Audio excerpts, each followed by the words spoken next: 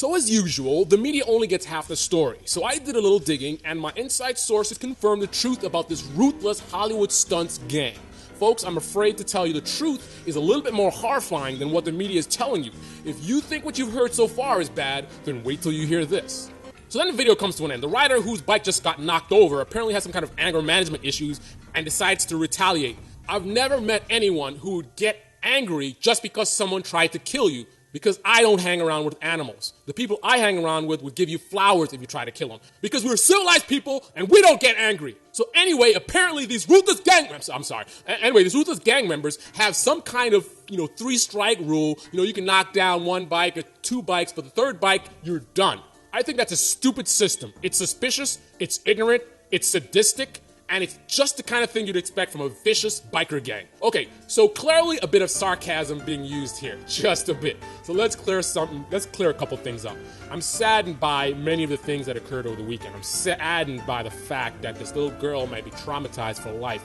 I really love motorcycles, and the idea that this girl one day will be 21 years old and she hears a motorcycle go by and her heart skips a beat, not in a good way, that just really, it sucks. I'm sorry his wife and daughter had to watch this guy get beaten in front of them, and I definitely don't condone violence. I'm sorry the guy had to end up in a situation where he might have felt cornered and potentially made some wrong judgments there. Even if he possibly put himself there, and I'm suspicious of that, no man should ever have to be in a situation like that. Being cornered is not a good feeling. I'm sorry that the rider is in a coma right now, and I'm sorry for his daughter and his family. And not only do they have to deal with their loved one in a coma right now, but they have to watch TV and video and seeing this thing over and over again and all the judgments that are being made. Whose side am I on?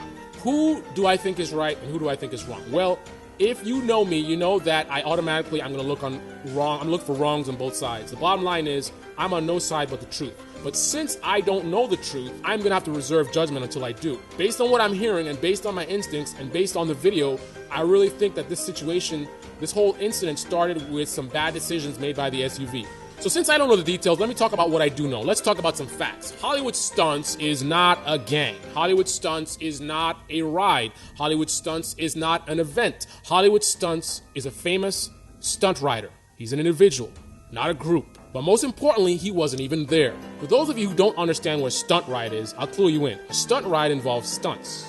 As you can see in the video, they weren't even speeding. If you look to the right, you can see traffic moving at the same speed. You see these guys riding with one hand, and that's something that tells you that they were basically cruising. That's kind of a relaxed position. At most, the video begins by showing a bunch of inconsiderate riders that are blocking up the highway. But tell me the last time you got on the road and didn't run into a bunch of inconsiderate people in cars. That is the nature of our society, not a unique nature of these bikers. Sure, they exploit their numbers to make things even worse potentially, but they are no worse or better than the people who tailgate, who run red lights, who speed, who cut you off, who drive with no license, or drive with a car with a stereo blasting loud and stealing your parking space in front of your eyes and bumping your parked car and nearly running you off the road. I mean, I've had multiple 18-wheelers almost run me off the road in my car, and I'm sure I'm not the only one. So where's the outrage there? Additionally, the rider known as Hollywoodstuntz has made several posts online warning the riders to be safe and stay off the sidewalks and stay out of trouble. Now, granted, this ride, not known for following traffic rules, but Hollywoodstuntz was for sure very adamantly against any kind of violence or melee like what occurred. I mean, to post it once is one thing, but to post it multiple times, urging riders to stay out of trouble, is in a huge contrast with what the media is reporting. But these are the same folks like ABC News that promised to give me credit for my latest Lamborghini crash video, and they didn't. So we see where the ethics lie. It's all about selling the story. Look at the New York Post article, Motor Psychos. Inflammatory much? Oh, I get it. That's how you sell papers. Right.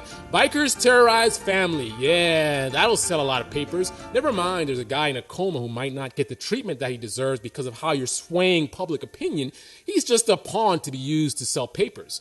The final note is that this event started before the video when the SUV hit a rider. If you watch the video clearly, you can see that most of it just shows riders following the SUV, which is what many people suggested. Just follow the SUV, get the license plate number, and call the cops, which is what they did and what the video shows. That seems to be what most of the video shows, but the SUV keeps running off and keeps hitting riders until eventually one of the riders strikes back. Considering the amount of violent comments that I've seen in my video, I'm pretty sure that a majority of the people who are against the bikers would have done the same thing if someone almost tried to kill them. Now, I would like to clarify one thing. Now, I'm suspicious that the tires were not slashed before the SUV pulled off, but I was not there, and the video does not confirm or deny this. So, it could have happened. Maybe it didn't. Maybe it did not. Maybe it did. Maybe it did not. I don't know. All I do know is everything I see in the video does not show any attack on the SUV. I don't see it riding by or driving by with smashed windows, and it doesn't appear to have a flattened tire. However, that's not to say that that's not the case.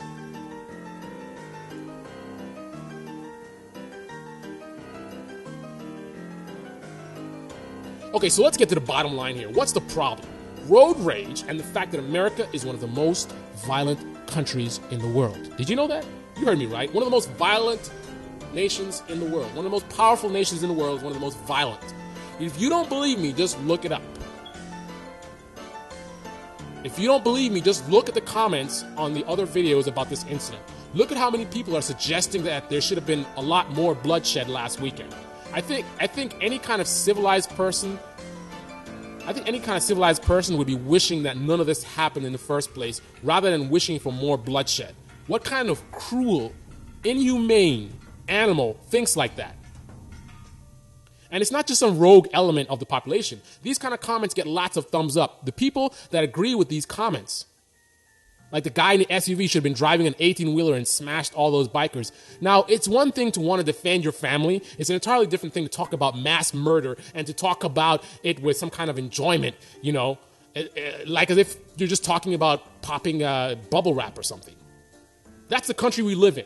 Life has no value for many people. And we're in a nation in need of some strong anger management. How many times have I seen people come to blows over simple fender benders? I remember going on dates with nice women that seemed so friendly and polite until I went for a drive with them, and one person cuts them off and they go crazy.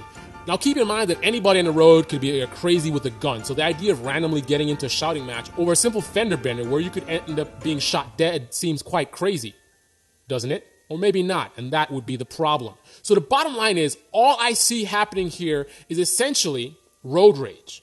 These bikers made a lot of mistakes, but none of them warranted being run over. Did the SUV intend to run them over? I don't know. Neither do you.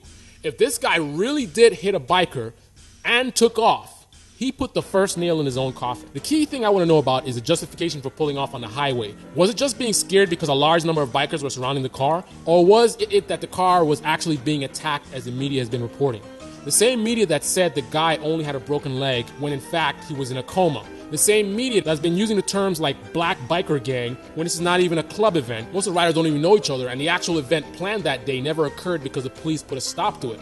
So it seems like these were just a rogue group of riders that wanted to attend the event that day that never occurred. On a final note, I'll end this video with this. Let's change the scenario. What if the bikers were joggers? So the SUV hits some joggers and takes off. Somehow the runners are able to chase down the SUV and one of them ends up getting hit. So they all surround the SUV and they're all angry and yelling at the guy in the SUV. So the SUV driver panics and runs over two of the joggers. Are we outraged at the joggers or the SUV driver? Think about it.